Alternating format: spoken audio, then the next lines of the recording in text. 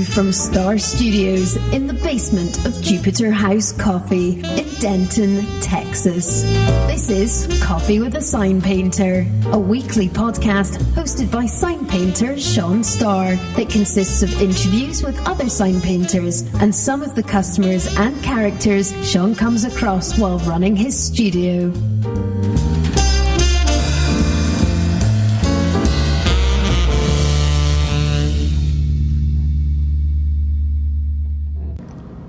Okay, back with another episode of Coffee with a Sign Painter with yet another interview from Limerick, Ireland.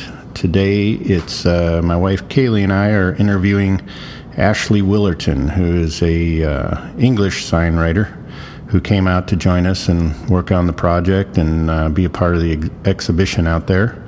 And we had a good conversation and talked about a wide variety of things, including his motivation to go from web designer to sign painter. And so here we go. This is with Ashley Willerton at the Red Hen Bar in Limerick, Ireland. That's so light to say, though. All your accents sound the same. That's so like Hey, American, whatever. I don't care. Terrible. Like, I know you're from completely different places, but I know, but Ashley. There you go. That's fine. I think we do sound the same though, particularly me, Toby, and Jack. Because although I'm not from London, I think I've got quite a southern accent. I don't think I've got a northern accent particularly, and I should have because I'm from Lincolnshire, which is like a farmer, a farm sort of county. Like what we would call out in the country or something. Yeah. Okay. Yeah. what would be the difference if you had more of a like northern? I don't think anyone there is northern. I'm definitely not gonna try to do it. That you can hear. Oh yeah. Very, very big difference. Yeah, they just pronounce things. They're a lot looser with how they pronounce In things. the north or in the south? In the north, so like the south enunciate things a lot more. Okay. But more proper. Yeah, so pronounce letters, words how they're like supposed to. And See, so it like wasn't like a southern drawl. Yeah. States, Yeah, it's like in reverse. In the U.S., like the really strong accents are in the South typically, and they're usually like, if you're not necessarily from there, it's harder to pay attention. But so it's like in reverse maybe. So is where you're at? Is that near like the Scottish border, or where I'm living now is just below Edinburgh. It's Newcastle and then Edinburgh. Okay. Is the next big city. Okay. Which is cool because Edinburgh's amazing. My grandmother came from there. Oh really? Yeah. My grandfather was from Ireland and she was from Scotland, and they met in Niagara Falls because they both migrated there, I guess. Wow, that's class. Yeah. My sister. But I've heard Edinburgh is like amazing history and architecture and all that. Beautiful signage as well. So many old streets and old little lanes which you wouldn't think to go down like the first time you visit, and then you notice like a pub that just you should have noticed the first time. It's got beautiful signage, and then you go in and it's like similar to the Tom Collins pub. Okay. Like, there's loads of places like that. And my sister lived there for 4 years, so you were able to go there. I got to go a lot. Awesome. Because when she would go on holiday, I'd go look after her flat. So that's a good setup. We had a nice little arrangement. But yeah, I need to get back because she's now moved to a place called Harrogate, which is near York. If you've heard of York, I've heard of it, but I don't know in the context of location. York again. I'm going to have to study maps when we get back and figure out where everybody was from and where they were talking about.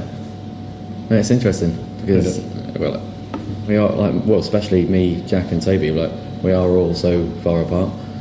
It takes about 3.5 hours on the train to get down to London. Oh, you're that far? Yeah. Okay. Yeah. So that's a quick train as well. Okay, so that's like when you're going to go do the handover sign. You've got to actually facilitate the travel and all that to make it work. Yeah. But I think the arrangement is going to be handover, sort out my travel. Yeah, nice. Well, now they're committed to it because it's public, so. Exactly, yeah. As soon as I've told people. Handover's the greatest. Yeah, I'm looking forward to it. It's going to be good. Yeah, that'll be awesome. That'll be awesome. Because I never get to go to London. Because my family's about 3 hours drive from Newcastle. Oh. So, and we're out in like the sticks where I go back. Okay. And then you just get, like, I love London when I've been, but you just get involved in your own things. Sure. How many people are in your town? Like, what's the population? What, where I'm originally from. Like the small... Where originally from and where you're at now? I don't even Just know. roughly. I don't even know. I mean, is it... I can't even say roughly. I'm Like just... under 10,000? In Louth, yeah. That's Yeah. like small town. Oh yeah, it's quite small. I think it would probably be around that amount. I could be so far That's off. that's a Could small be so far off. And then Newcastle's obviously quite a big. Well, it's a small city in comparison to like Birmingham and London, but yeah, it's got a lot going for it. Newcastle though. Yeah. Because it's a beautiful place, like full of really amazing architecture, and the city is very compact. So you have all of the good things in one area. Walking distance, yeah. And the city centre is just amazing architecture, and it's just been really well looked after. But there's no handwritten signs. Really? Yeah, it's really bizarre. Like there's one place called the Granger Market, which is it's like an old Victorian style market, which has just lasted for years. And when you set up a shop in there, like in your contract, you have to have a handwritten sign. Okay. And I did my first piece in the Granger Market it was last week for some friends who own a cupcake shop. Okay. And I was talking to the manager that runs the Granger Market while I was doing it, and they only use one Signwriter, and the place is huge. And I was like, well, like, can I get on the list of recommended names? And she was like, yeah, sure. Just like I'll take a look at your stuff. And then she emailed us the next day, so I'm meeting her for a coffee next week to discuss. Very good. Because he's like backed up like 6 weeks worth of work. So, and he's a completely different style to the stuff that I like. His is a lot more just go.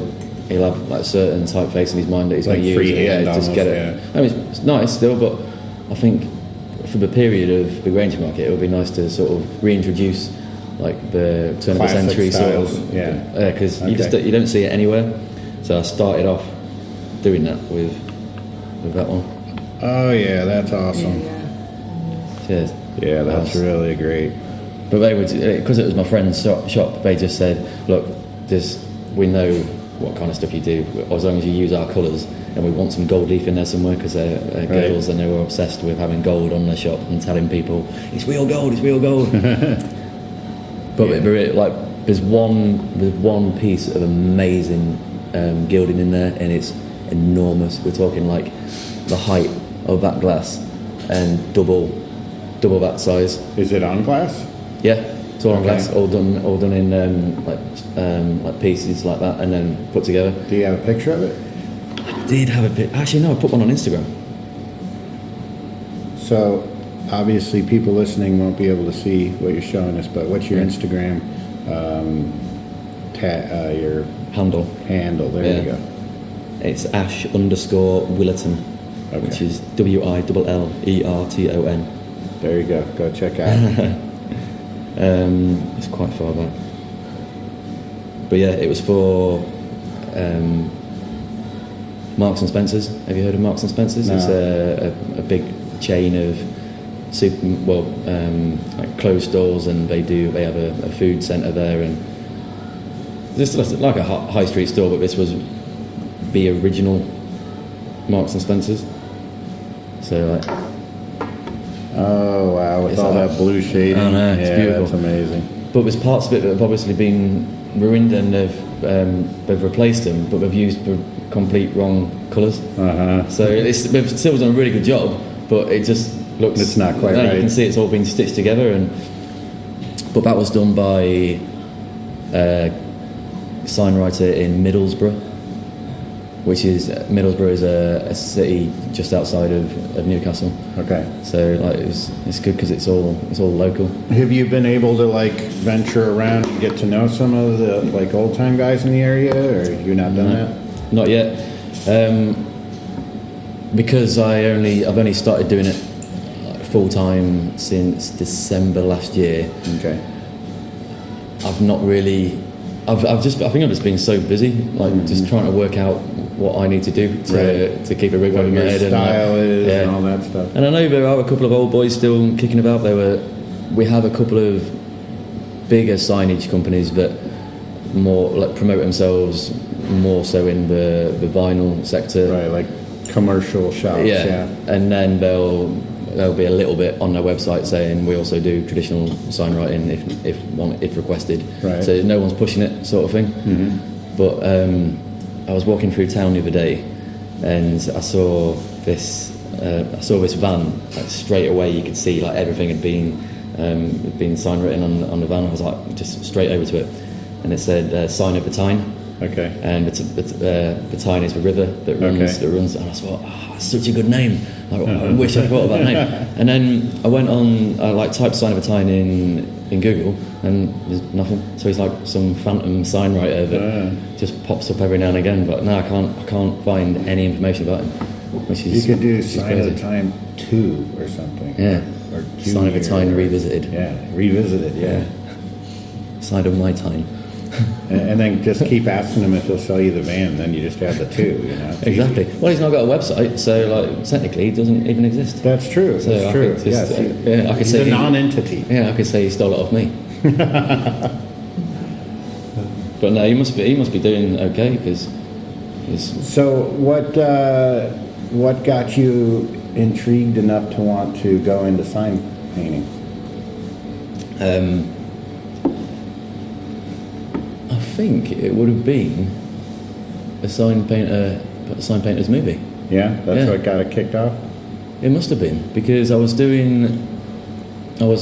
had a background small background in hand lettering. Okay.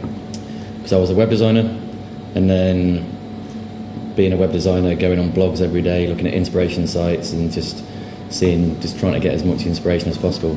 Because I didn't train in graphic design. It's just always been a passion, and I've always drawn, always tried to be as creative as possible. So anything like remotely creative just interests me. So it was about 3 or 4 years ago, I'd say, I found this blog on Jessica Hish. You should look her up. She's amazing hand letterer. Okay. And she was doing a project. She'd just left her job under Louise Philly. Louise Philly donated one of the letters. You know the N? Oh yeah. Okay, in New York. Yeah. Okay, yeah. So she was working at Louise's studio, and then was building up enough work to sort of support herself. And she went out on her own. But while she was starting up, she was doing like little side projects to sort of keep her busy and like getting her name out and showing people what she can do. Because like when she started, like hand lettering wasn't as trendy as it is now on Instagram, where people are doing the hand letter every day and like a different number every day or something. So like she sort of, in my eyes, like sort of kicked that new renaissance off, really. And she started this project called Daily Drop Cap.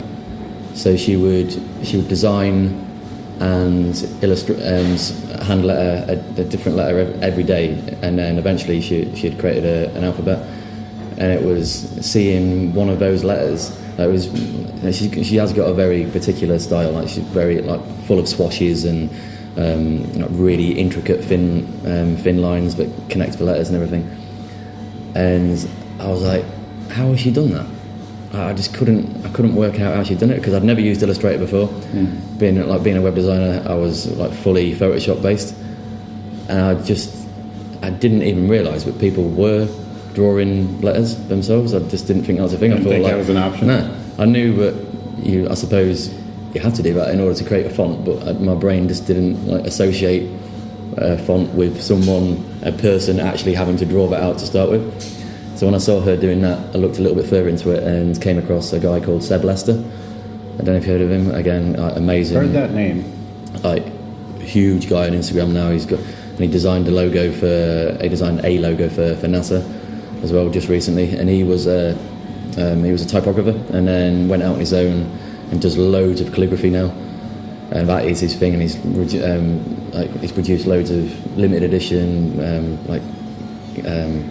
calligraphy posters and everything, and like that fascinated me as well. And then just started to learn more about the materials, about the Copic markers and the brush pens, and it was from there I was looking at materials on a website, and then there was a link to another website, and then went on YouTube to look at tutorials of how to hand letter, and then there was a link to a Signwriter as well, and then from there found out about the Sign Painters movie, and then that was just like overwhelming to see a community of people that were doing it, rather than just isolated examples on YouTube and just sporadic things that you'd heard every now and again.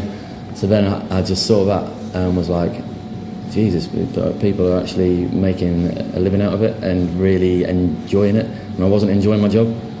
What did you do before?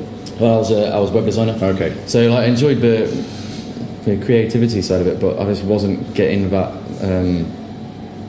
chance to really push myself, because the type of clients that we were getting, I was the only designer there, and it was quite a small digital company, but the type of clients we were getting weren't that fussy about the type of websites they wanted. It was just like, we know we want a website, we've seen a couple of examples, send you the links, something similar to this, and we'll be happy. But I just no challenge. No, it just didn't satisfy me, and I was going into work just thinking, I'm doing this, and they're not gonna care. And like in a couple of years' time, they're just gonna dismiss it and get someone else to do it. Right. And I wanted to I was at a stage in my sort of designer's journey where I just wanted to create something more permanent and establish a legacy almost. And yeah, Signwriting sort of gave us that opportunity to do that, and it fascinates me that my work can outlive me now, and that's something really interesting. Although it can on the web as well, because like I'm sure there's going to be websites that I've designed that are still going to be around when. No, it's going to be a solar flare that's going to wipe out all the digital. I hope so. That would be nice. And we can return to our Luddite comforts. But yeah, definitely the Sign Painters movie. That'll sort of give us the bug to kind buy. Of pushed you over the edge. Yeah, to buy a brush, to buy some one shot, to try the strokes, and see what you and the rest of the guys were talking about when you have that contact with the surface and the paint and that drag, and it's that tangible aspect of you're opening the paint, you're mixing things, and it's all alchemy almost. And it's your like hands. A total ritual, you know. Oh yeah, like absolutely. You get up in the morning, you drink your coffee, and then by the time you get to work, you like popping open cans and cleaning brushes. Yeah, and it's that side of it, like greasing the brushes. That side of it interests me as much as the painting. Like is everything, and like putting on my apron, like that means a lot to me. Turning up to work in an apron. Yeah, I love I've always loved the idea of having a traditional trade. And I guess I was at a sort of crossroads when I'd finished school and didn't really need to go to university. I wasn't like super intelligent, and university for me was really a way to get out of my small town, because I don't think I would have done otherwise. So I was either going to go to a small town of unknown number. Well, 10,000-ish. Okay. Yeah, so like university for me was an escape from that one-horse sensibility of living there. And I always, like my sister went to university and she was the first person in her family too. So I just liked the idea of going to somewhere where I didn't know everyone, and I was seeing new things for the first time. Like we didn't have a Subway in our small town. Like I'd heard about Subway. That's how daft it is. Like I'd never had a Subway, and then So, you mean the restaurant? Yeah. Oh. There's a lot of cities that don't have Subways. Yeah, a Subway sandwich. Okay. It was almost like a myth in our town. Like you got these foot-long sandwiches, and you could put as much stuff into this sandwich you wanted. We just had local delis, which is amazing. But it was the stuff like that what I wanted to experience. And I know, but like hearing that back, that is going to sound really stupid. But unless I've made an effort to find opportunities outside of Louth. No, it puts it into context though of being very isolated. And then striking out and trying to find newer, bigger experiences. I totally get that. Yeah, you wanted more. Yeah, I did, and like most of my school friends have stayed on in Louth. Louth is the town that I grew up in and where I went to school.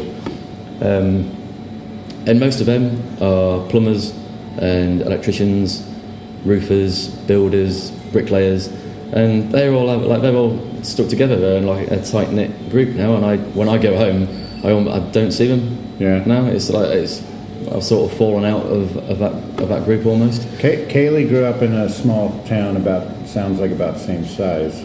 Yeah. In Southern California. Yeah. So when we first got married and moved back to San Francisco, it was like exciting, but I think a little freaky for her. Yeah, it was kind of That's freaky. a big city. It was cool, but freaky. Well, yeah, that's the thing. I moved to Leeds, which again is in the north and southwest of Newcastle. And Leeds is a big city, and I'd visited my sister a couple of times, but moving there is like hugely overwhelming because you're just introduced to so many little things that people that live in the city take for granted, right. And just find humdrum and commonplace. Like just getting a train somewhere was like a big deal for me. Like commuting to university was. I obviously didn't tell people, but I thought this was really cool. But yeah, that was just. So you're like the guy on the busy street who's like looking up at the buildings. Oh yeah! Like, wow! Oh, I'm that guy. Yeah. Like, when I went to New York last, I've been to New York twice now. I went 2 years ago. Was the last time when they had like the coldest winter in 70 years or something. It was mad. But yeah, I'm constantly looking up when I'm walking around New York because I don't think I will ever get used to seeing that landscape and thinking how. It's just like how has this happened, and it's all very close together, and like those buildings, man, every time, just so baffling. Do you think you'll have the desire to like at some point down the road like go back to small town like the one you came from and set up shop there, or you think you're going to stay? Nah, definitely not. I'll follow up with you in 10 years and we'll do another episode and see what happens. No, I think I've just got the bug for big cities now. Yeah. Because it's just the hub of exciting things. And Newcastle's great and everything, but I'm still now thinking that I want to go to either London or Berlin or New York and just try something even bigger. We saw this great movie. We've watched it multiple times. I don't know if you've heard of it. It's called Heartlands. No. Guy, he's got a scooter, and like this friend of his like runs off with his wife, and he's trying to get to. So they kept calling it the Las Vegas of the North or something. All right, is that up near there? I don't know. You'd have to see the movie, but it's amazing. You should watch it. Yeah. He's like really like emotionally numb at the beginning of the movie because he's like in this really dysfunctional marriage, and he's got these terrible friends. And through the process of writing to go like intervene and save his marriage, and and the woman's terrible, but through the process, and he runs across this group of motorcyclists that are tent camping, and they kind of like help him come out of his shell. It's a really cool movie. No, we'll have to send us. Yeah, I'll send you a link. It's definitely. I've watched it multiple times. It's really good. No, sounds good. But I can't see me moving back to Louth. It's funny because when I talk to like as I've left school and gone to university, and then after university went travelling, and then after travelling moved to Newcastle. Like at each of those stages, my dad always says, "Right, you've done that now. You're going back." Like, yeah, because that's what he just expects. It like straight after university, he didn't understand why I wouldn't come back. Right. Because that was like, you've gone to university, now you... It's just the way it is. Now you get back and start working in Louth. But yeah, he's lived... what does he do? He's a bookmaker, like a bookie. You know, betting shops. Oh, okay. Yeah, that's what we call them, bookies. Okay.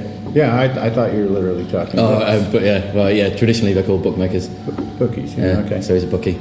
Interesting. Yeah, he was a postie, a postman, Okay. before that. So you just worked from one set of paper to the next. Exactly, yeah. How, that's a weird transition right Yeah. there. But we're like so different in how our heads work, because he's not got an ounce of like interest in like making things or anything like that. He's just super intelligent with numbers. Okay. Which I Have him do your not. accounting. Yeah, he should, shouldn't he? Yeah, He because really sign should. painters are idiots with Oh, numbers. yeah. My accounting's like the easiest thing to do as well, and I'll still put it off at any opportunity. Yeah. Just facing that Excel spreadsheet just makes me want to die a little bit inside. Yeah. Kills me. I know. Everyone I've ever met in this trade, that's the big weak. Yeah. Just thinking about it now, spot. I feel a little bit sick. Yeah. Yeah. Just getting back to that and sorting out those accounts. Ugh. Yeah. But at each stage he just couldn't understand why I was taking that next risk of the unknown sort of thing, because he'd never done that. So he'd always had the security of a job. Methodical about it. Yeah, because that's what he'd been taught. Like, you go to school, you find a job, you get married, you get divorced. Go through the process. Yeah. Wouldn't you say that you need that to make it as a successful sign painter, though? That not to have that to just keep going like a journeyman, to this new area. Yeah, me and Toby were talking about that, and like you do need that. You need to. Well, it's the love for what you do, which removes the necessity to think like you've almost been trained to think. Yeah. Like that system, like programmed to think. So it's stepping out of that mentality and thinking of the opportunities, like being able to go down to London next week and paint handover sign. It's just like those opportunities, and who knows what I'm going to do when I'm down there, and who knows who I'm going to meet, and might bump into. Like Jack said, he often walks down the street and there's signwriters up on ladders. And that's how he got into it. He was, I think he said he was walking around with Dave Smith and saw Nick Garrett up on a ladder, and Nick asked him if he wanted to start his apprenticeship with him. That could be completely made up. Sounds something similar to what Jack told me. I interviewed Jack the other day, but he was like really tired, and we had a few beers, and it just really got way off course. It was like nothing. He was saying, well, you were gone for like 2 hours. Yeah. He was saying like, when he got back, he was like, God, we just had a really good chat. Yeah, it was totally existential. It had like nothing to do with anything, but it was good. No, he's a deep thinker. Very smart guy. Young Jackie boy. Yeah, I like him. No, he's good. You're good. You're a good guy, Jack. So when you decided to come out here, you didn't know Tobias or Jack, well, anybody. You hadn't met anyone, right? No. You guys are the first signwriters I've been able to talk to. That's pretty awesome. In person. I know. So what were you expecting? Like, or what were you wondering or anticipating? That's a good question, actually, because I was really nervous about it. Yeah? Because I know that you guys have been doing it for a long time, and seeing you on the Sign Painters movie, that was really daunting, because everything that I've done is like lots of it's self-taught. So I didn't know whether I was looking after my brushes properly. It's all like second-hand information that I got, and I didn't know if I was doing things properly. It was just how I felt comfortable. So I didn't want that's all of us, though. Yeah, and when that's the thing. That's what I've learned over this weekend, and I'm not unusual in how I've come to doing what I'm doing, and everyone has a different technique. Yeah.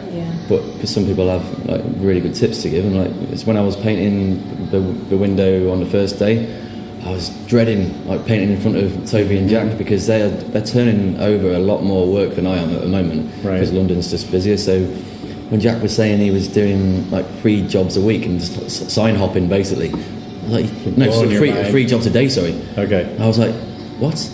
And I get to spend so long sketching and revising sketches, and then it's a big build up to the event for me. Right. Whereas Jack is like, right, sketch in the morning, get that out, next job, finish that other bit off later, and he's a completely different person to me in terms of how he works.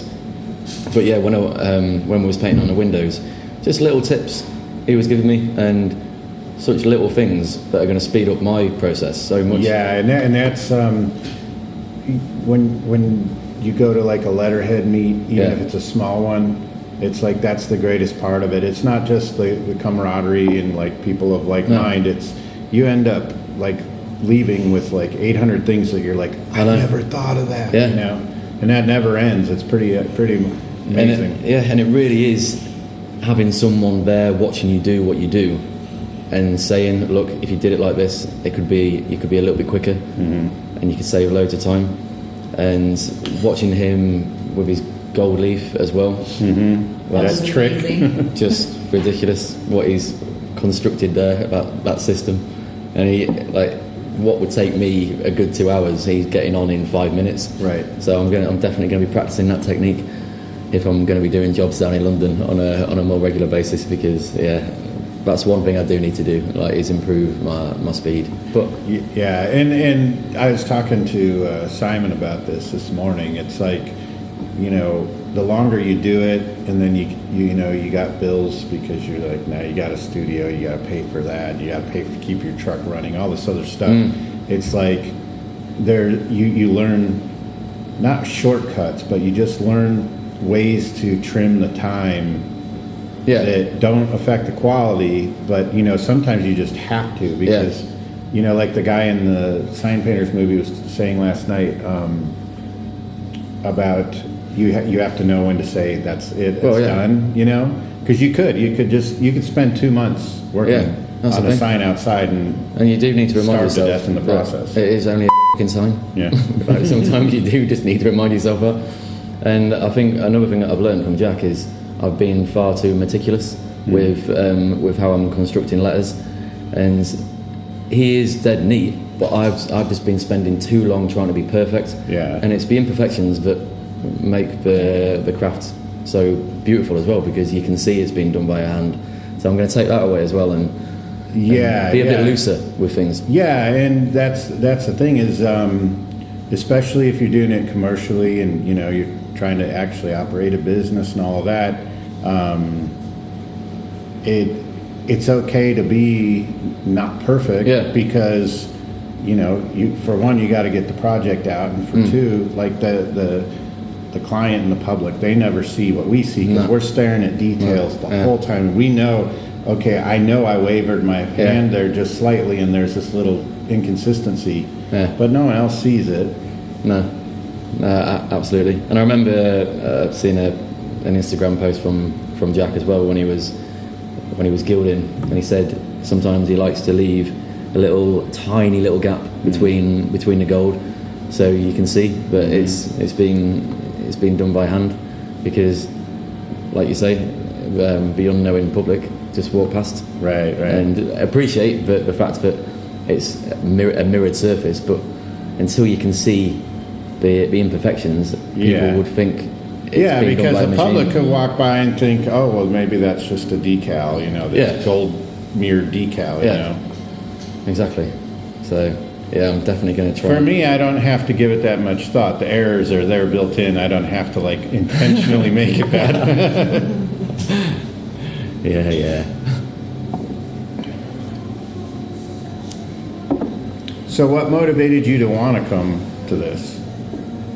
I know that Tom reached out to a few of you, but what made you say, okay, I'm going to go ahead and...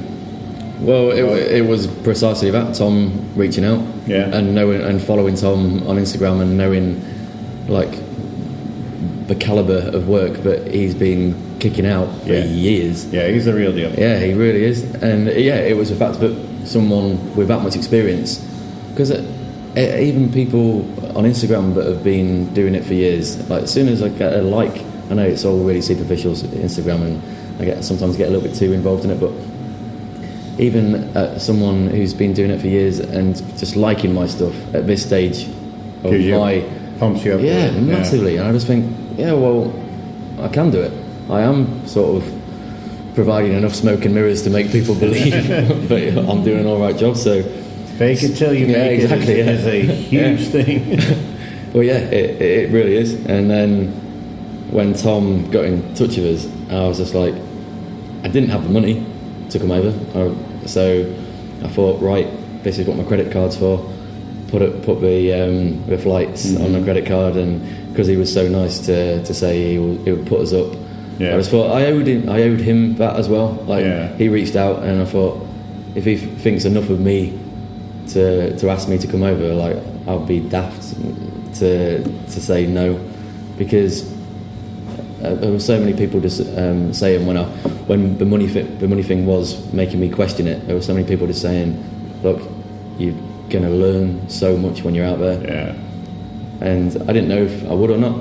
I knew I would have a good time. I knew I was going to drink loads of Guinness and meet some crazy characters, and I was going to get to meet the guys that I'd been speaking to on Instagram. But I didn't know I was going to take away so much information. And saying to the guys the other day, like, genuinely one of the best weekends I've had in years. Well, we're really glad you guys all came. It's you guys pumped a lot of really great energy into everything. It's like even when you guys had been here like 20 minutes, and you're all of a sudden taping those patterns in the window and painting is like awesome. Because I'm always afraid, especially in a setting like this, like that people are going to be like kind of like they don't want to and when you guys were asserting yourselves, I was like, awesome, this is going to be really good. Well, Jack and Tom took the lead on that, and Toby, because as soon as we got there, obviously Tom just instantly makes you feel at home, instantly makes you feel like I keep telling him he should run for mayor. Oh, he definitely should. He's a total politician. The first Signwriting mayor, because he should obviously still Signwrite when he's the mayor, because Tom does everything anyway. He's always. I told him last night if he ran for mayor, he could paint his own campaign signs. Exactly, he doesn't need a team of people. He doesn't need an entourage. It's just Tom. Tom just slinging paint around and going to meet people and sorting, like putting fires out all over the city. Yeah, he'll end up single if he goes for mayor, but but so, like with Tom being that sort of person, he was straight away, right, guys, do you want to do something? And like Jack was like, that's what we're here for. Tom, just give us stuff to do. Right. And it's that mentality that does just throw you into stuff and not make you so hesitant to jump on a window and start painting. But because I haven't been doing it very long, it was more like I felt a little bit like I needed my equipment around me, and I needed my space and like my paint, and I didn't bring many brushes, and I forgot my mahl stick and all of that stuff, so I was using a broomstick with a bit of tape around the end, and then I finally found the mahl stick, and as soon as we started painting and chatting, just started to feel a bit more relaxed and realised that I was asked over for a reason. Not just because I was trying my luck or whatever. It was, I just needed to convince myself that I was one of you guys, and that was as soon as I did that and started to ease into it. And I've never ever been anywhere where people have been so genuinely so friendly and intrigued and curious, wanting to know what you're doing, and when they're finding out what you're doing, then just wanting to talk and talk and talk and talk. And I'm like, I could talk about this for days. So like, as soon as someone like comes up to me, and I can feel someone like standing behind me, it just gives me a proper adrenaline rush. And I'm just thinking, like, people are interested in what I'm doing, and it is interesting. Every time I see, I could easily just stop what I was doing today and just watch those guys and just move my head around the way they're brushing the paint on, and it fascinates me every time. This is a really unique environment. We've painted in many different places in the United States, and I've never seen this much creative interest anywhere, and this much like hospitality, and people are just it's really amazing. Yeah. Well, people say it all the time about Newcastle, like when I've had friends over or friends have had friends over, they always say, Newcastle's so friendly, like everyone wants to talk, whereas in London people just put their heads down and just walk straight past you. And I've not been to London that often, and I kind of see there is a little bit of a difference. And like Newcastle people are really friendly, like the Geordies are proper alive, they love life, but people are still they're English, people are still ignorant, and people will walk past when I'm doing a sign and not even look. And I was like, Simon brought this up the other day, and he was like, when I'm up a ladder in New York and people walk past me, that really annoys me.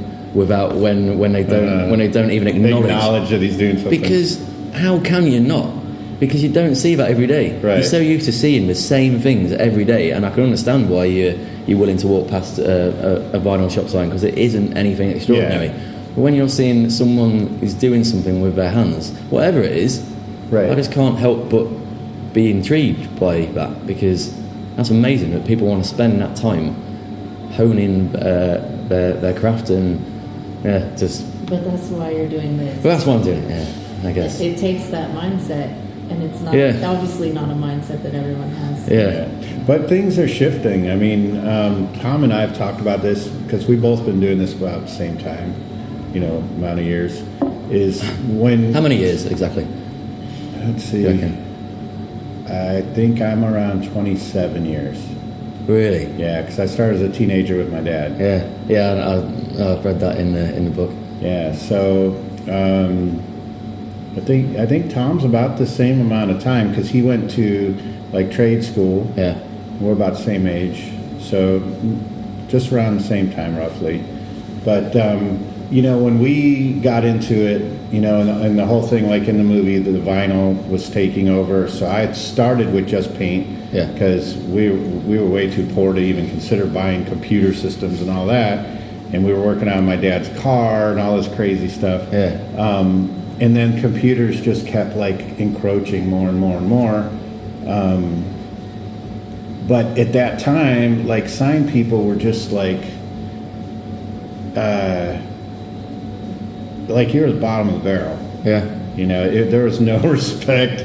There was no what's he working on? Well, that's the thing.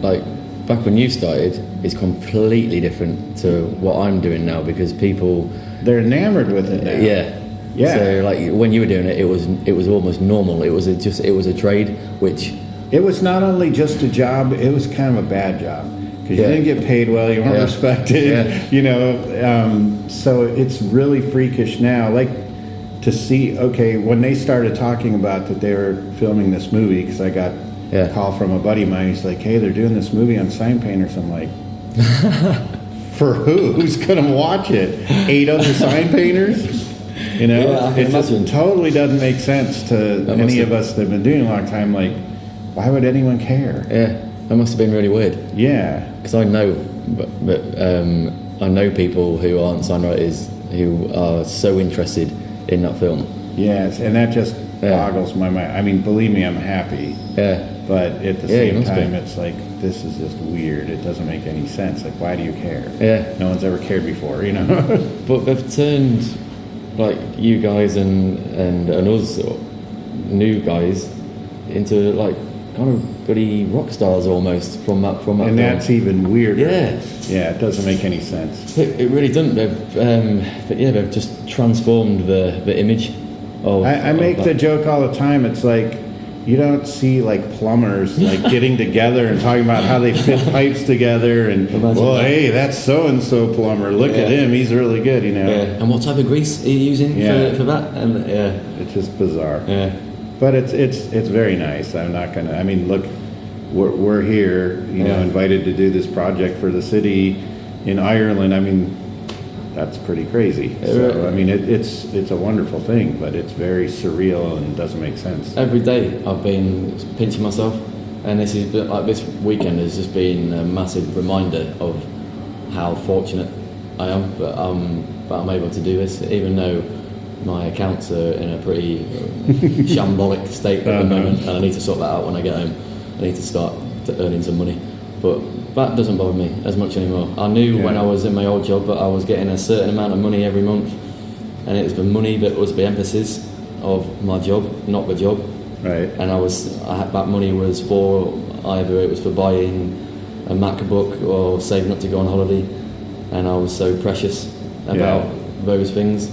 Whereas now, I literally after this weekend, I'm back to square one. Right. HSBC texted me this morning and said, "Stop withdrawing money. You don't have any." I got that text. I got that text this morning, and then I immediately text my sister and was like, "Look, Jem, I need a massive favour. Can you just put some money into my bank? I'm going to be doing some jobs later this month. I'll pay you back." And she did it straight away. And it's but it's interesting what you're saying, because the system that's in place tells us to do the opposite. Yeah. And you end up unhappy and pressured and unfulfilled. And when you do the opposite of what we're all programmed to do, it's like you feel satisfaction and you feel like, okay, you may not have, the funds or whatever, but you go to bed happy. Yeah. Exactly. And it's funny how that works, because the peer pressure is always there, buy a newer car, do this, do that, get a nicer apartment, get a bigger couch, all this stuff. But everyone that's doing that's not happy. Well, that's the thing. It's an authentic hustle. Yeah. So many people will never get to experience. Yeah. And that's what working used to be like. It was like, I need to do this to live. Yeah. And I need to graft, and I need to spend time doing my work. And now lots of people do meaningless office jobs, but really aren't required. Right. And they are unsatisfied because essentially they know that a computer could easily do what they're doing, or someone could easily be replaced, or that it just doesn't matter. Or it just doesn't. Yeah, it just doesn't matter. And to find something that does matter makes me think about money a lot less. Yeah. Because I think more about having fun and spending my life doing meaningful experiences. Yeah, but I get to enjoy, and I get to meet like-minded people that care about living. Other mentally ill people. Other mentally ill people that drink copious amounts of alcohol and coffee to get them through the day. But yeah, absolutely.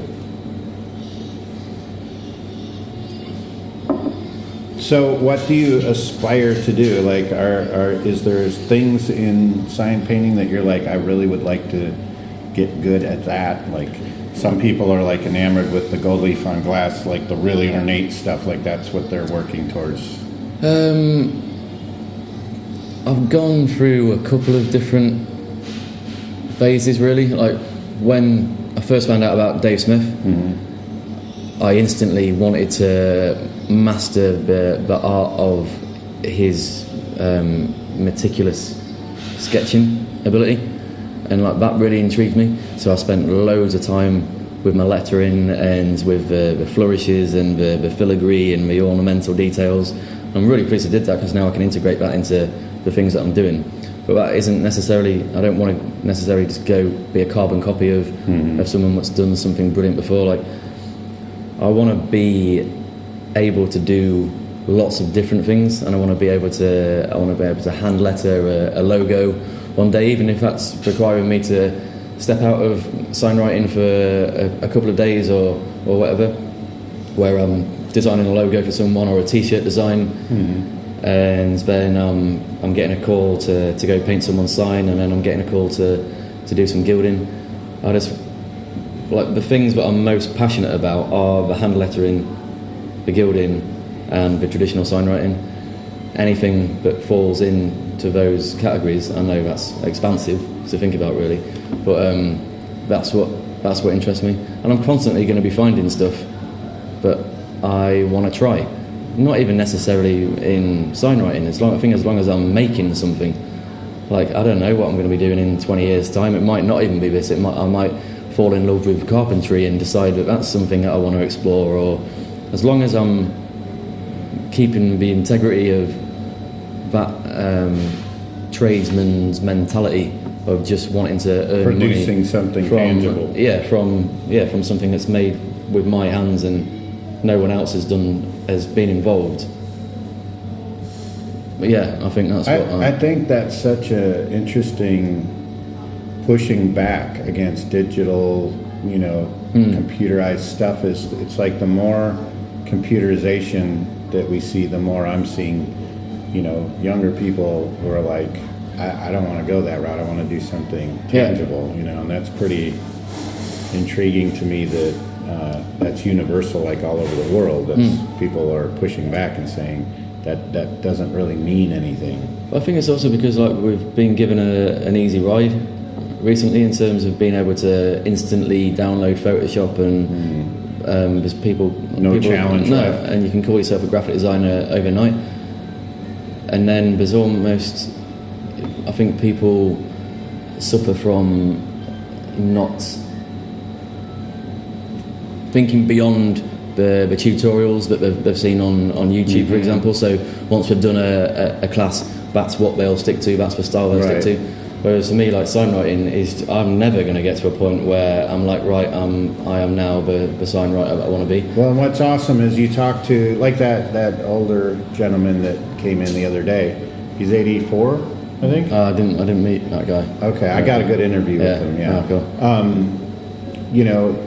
Just completely humble, doesn't feel like he ever accomplished anything. We're looking through his portfolio, just got, our jaws hitting the floor. There's amazing, like super detailed things that he did on these double-decker buses all over the UK, and it's like, but I think it's a cool trade in that it keeps you humble because that you're never going to get a handle on it, and then there's always a Dave Smith out there. Of course there is, yeah. And so you look at that and you're like, I'll never get there. It's knowing like how much effort and stress you've put into learning how to do it as well. I think that means a lot to me.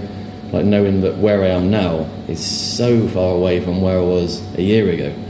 Like the things I've had to learn and read. It's measurable. Yeah, and that's the thing that annoyed me about about me as a web designer was that I was practically designing websites the day after I said that I was going to be a web designer. Just like yeah. plugging things in, so they function. And I didn't have the same stress because everything was instant. I could instantly look up a tutorial on YouTube to find out how to do that, right? And I could learn what I needed to in like a week or so. I'm not like saying that web design is that sort of trade, because there are some amazing people that are really pushing the boundaries of web design, and I love what people are doing with digital technology.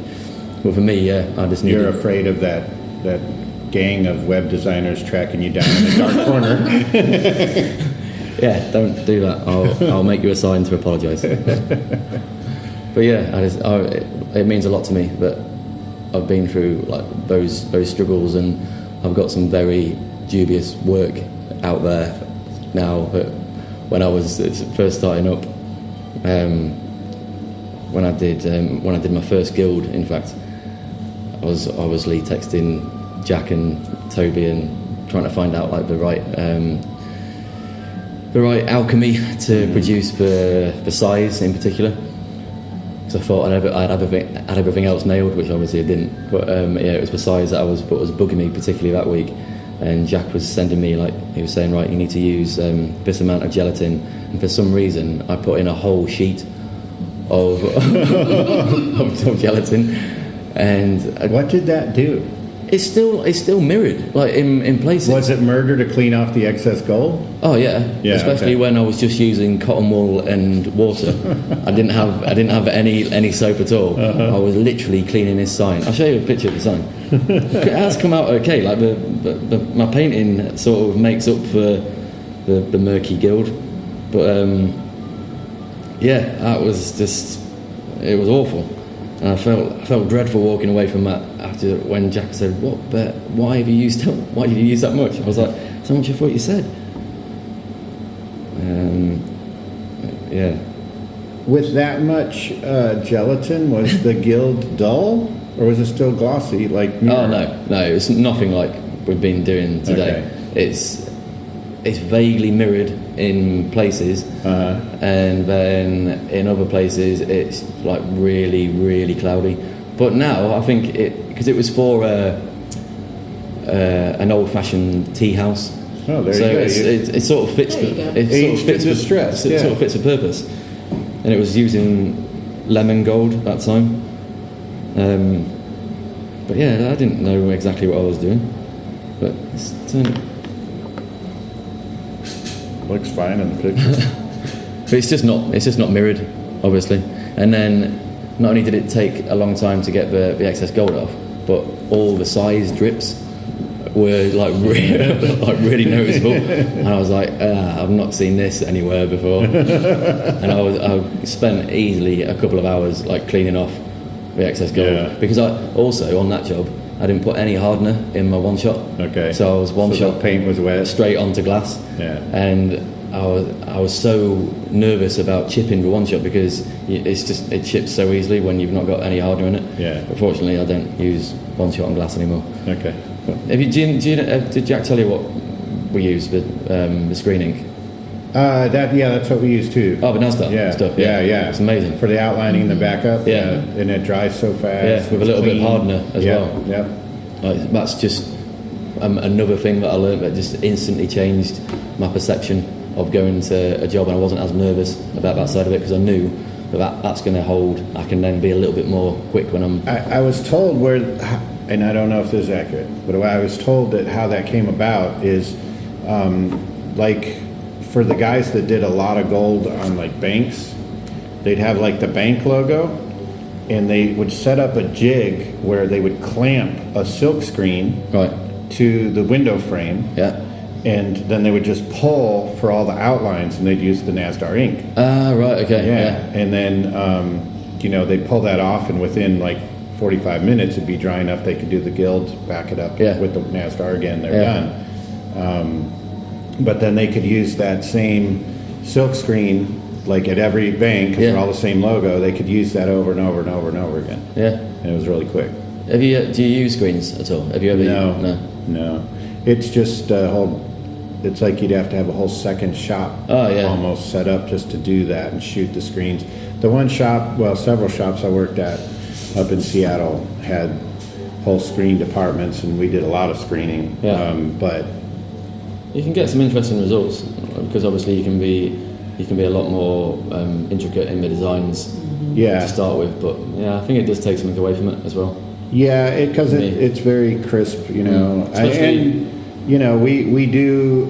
If something has to be super precise on glass like that, like the customer just has to have their logo exactly, we'll use a paint mask for the same purpose. You're using it in reverse, but silkscreen. I mean, I've never used it for the outlining with gold leaf, and I know like David Smith uses them, and all those guys that are really into never really did. Well, I share my studio with two screen printers. Well, one of them's an illustrator, and one of them does screen printing. So I've been learning a lot about that process, and we trialed some glass pieces a couple of weeks back, and it does produce really nice results because I hand lettered this phrase and then vectored it, and then so it was a process that none of us were used to because they didn't know how the screen ink was going to work, and I didn't know how my design was going to translate when I'm going to be gilding it after. Yeah. But it was good. It's not. I didn't really get as much out of it as I do when I'm doing everything by hand. Yeah, and I've had this conversation quite a few times where, like, some guys, it's like a religion to them. Like, it has to be done a certain way that they were taught. So, which to me is really bizarre because some of the people that I've talked to over the years are very adamant that, well, the correct way to do gold leaf glass window is you silk screen it, that you do this and this and this. Oh, and really? It's like, well, how is that correct? Yeah. If you really want to get ancient, Well, yeah, because at one time, that didn't exist, so it can't be correct. But I think some people are just, they're comfortable in their box. Yeah. It's like, whatever. I'll do whatever I want to do. Yeah, definitely. But yeah, I'm happy with my hands at the moment. Hands in brush. It's a very peaceful place that it takes you when you're just sitting there doing brushwork. Really, is. Days just fly by. The world just flies by. Okay, Hepcats. This is the part of the show where we play a song from the Arhoolie archive, so pay attention. You can get these tunes from the legendary Arhoolie records at arhoolie.com. Now sit back, open up some One Shot, crank up the volume, and expand your minds, babies. Let's make him welcome Taj Mahal.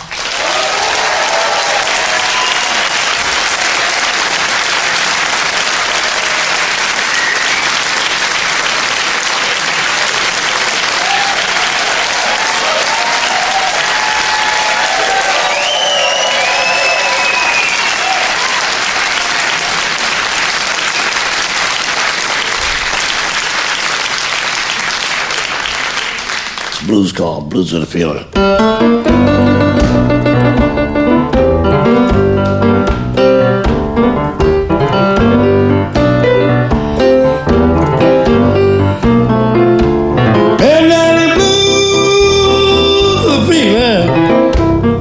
Honey, that's what your daddy have today.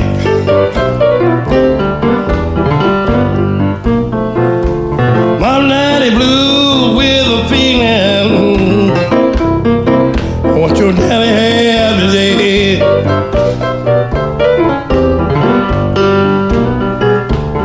I wanna love you so bad, baby, that you love all the hurt away.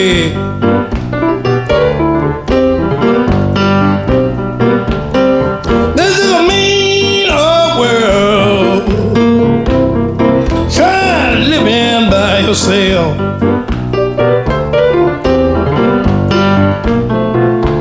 There's a mean old world. Try living by yourself.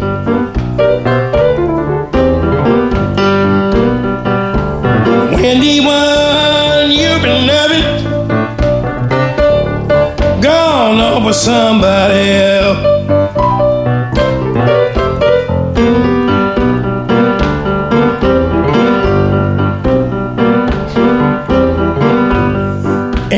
To love somebody, clap for God, they don't love you.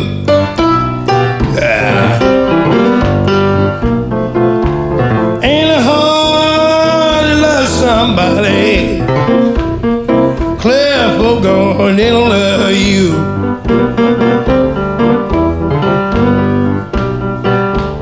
Leave you sad and lonely. Hard and blue.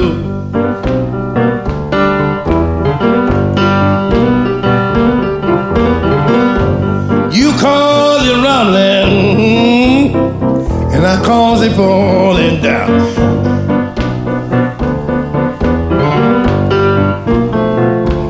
But now you cause it rumbling, Daddy calls it falling down.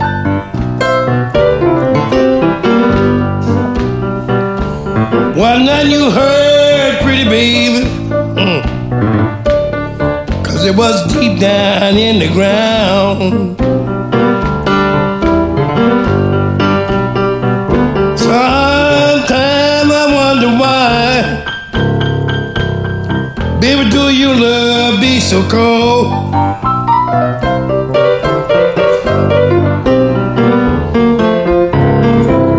Sometimes I wonder why do your love be so cold? Hurt me deep down inside, drove an ice pick down in my soul.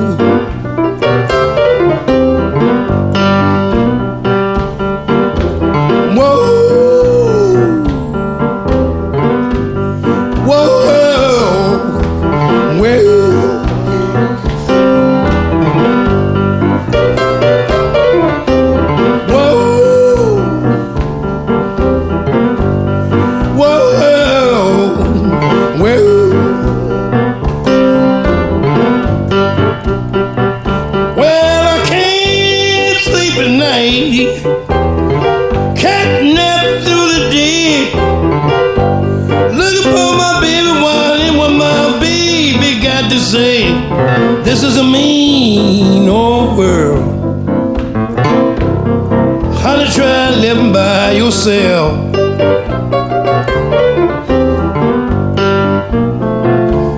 Mama, not a mean old world. Try living by yourself.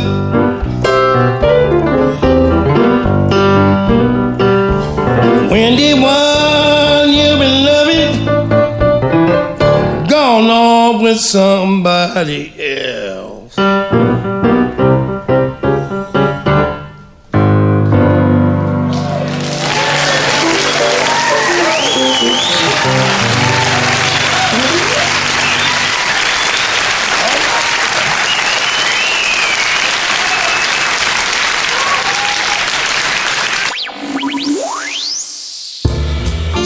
Coffee with a Sign Painter is brought to you by the Big D Speed Shop in Dallas, Texas. You can find licensed apparel of Sean Starr's original designs at bigdspeedshop.com. The show is also brought to you by Full City Rooster Coffee Roasters, makers of the Sign Painter's Blend. Coffee that Sean drinks in the studio every day. Now shipping worldwide. FullCityRooster.com.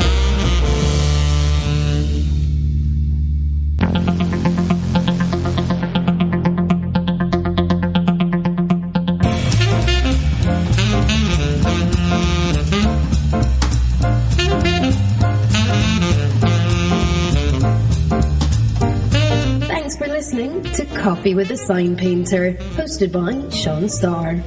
You can find all sorts of info about the show and sign painting, including previous episodes, at our website, seanstarr.com.